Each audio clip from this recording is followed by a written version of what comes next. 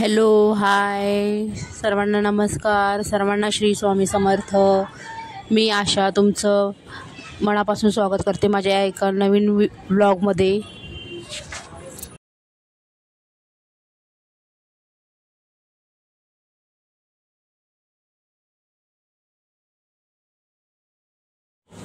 किती छान वाटतं नाही का? सकाळचं वातावरण मनाला प्रसन्न करणारं असतं. एकदम सकाळचं कवळं ऊन, पक्ष्यांची किलबिलाट, चिमण्यांची चिवचिवाट, एकदम मन प्रसन्न होतं. शांत वातावरण, चारी बाजूला शांतता.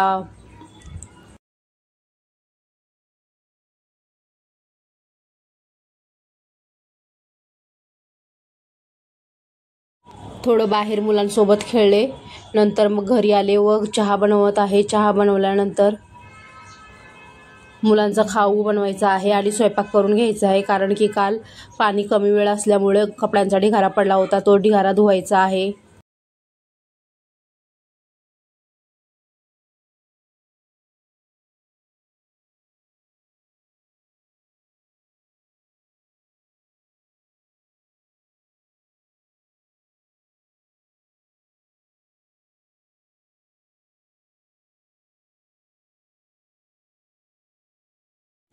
इथे मी तुम्हाला मुळ्याची भाजी दाखवत आहे. मुळ्यांच्या पानाची. ती मी कधी केली नव्हती पहिल्यांदा कधी.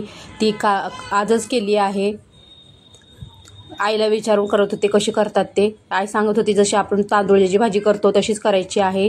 त्याच प्रकारे इथे माझा कॅमेरा पडलाय, हल्लाय तो, त्याच्यामुळे ते असं हे होत होतं. त्यामुळे कॅमेरा व्यवस्थित सेट केला.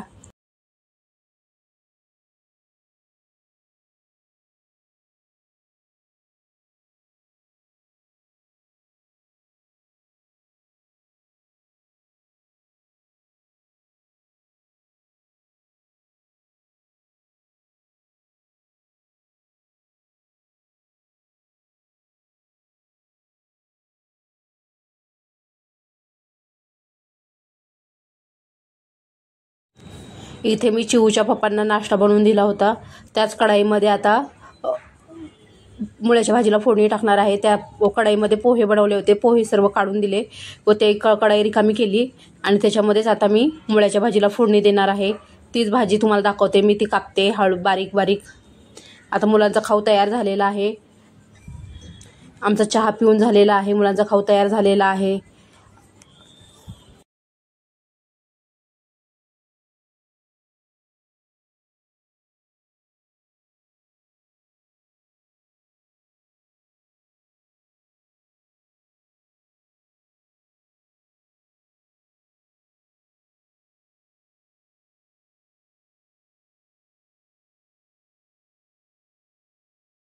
भाजीसाठी मी शेंगदाणे भाजून घेते आहे. हिरव्या मिरच्याचं आणि लसूण यांचं वाटण करत आहे आणि कांदा चिरून घेऊन मग फोडणी देणार आहे आपल्या भाजीला.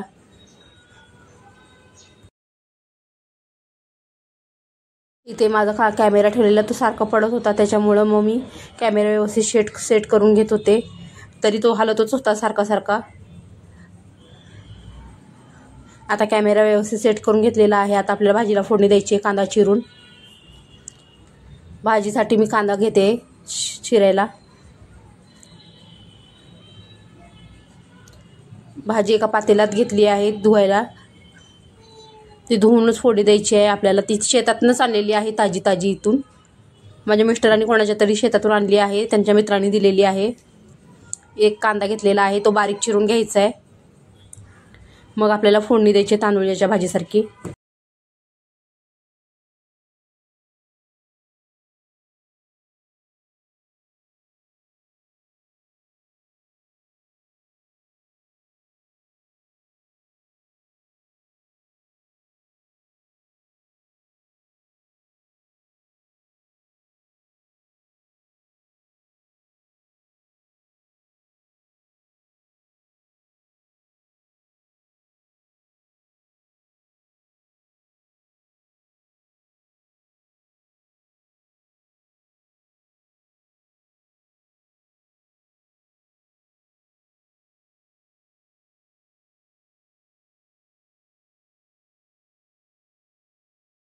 इथे आपली भाजी तयार झालेली आहे पूर्ण. भाजीला फोडणी वगैरे दिली. आता मीठ टाकून झाकून सोडणार आहे.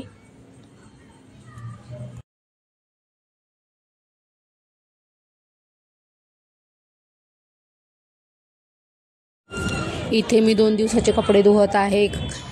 काल कमी पाणी असल्यामुळे नाही का कपडे राहिले होते कालचे आणि आजचे, ते कपडे धुवून घेत आहे. पटापट कपडे धुवून घेते, मग तुम्हाला भेटते. कपडे धुताच मध्येच लाईट गेली. लाईटीचा गोंधळ झाला, त्याच्यामुळे मी पुढचा व्हिडिओ काही शूट केलं नाही. इथे मध्ये चिव रडत होती, तिला बोलत होते मी. मध्येच भरपूर कपडे पडले होते, त्याच्यामुळे मी कपडे धुवायच्या नादात होते. पटापट कपडे धुवून घेते आणि मग तुम्हाला बोलते.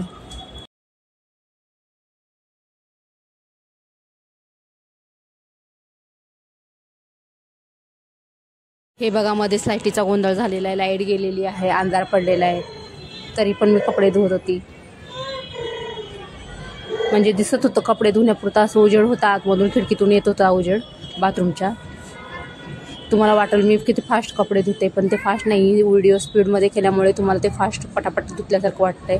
पण मला 2 ते 2.5 तास लागला होता कपडे धुण्यासाठी. कपडे भरपूर पडलेले होते. अर्धे कपडे धुवून घेतले व अर्धे कपडे लगेच पिळून घेतले व दुसरे अर्धे कपडे धुत आहे. 2 भागात धुतले कपडे.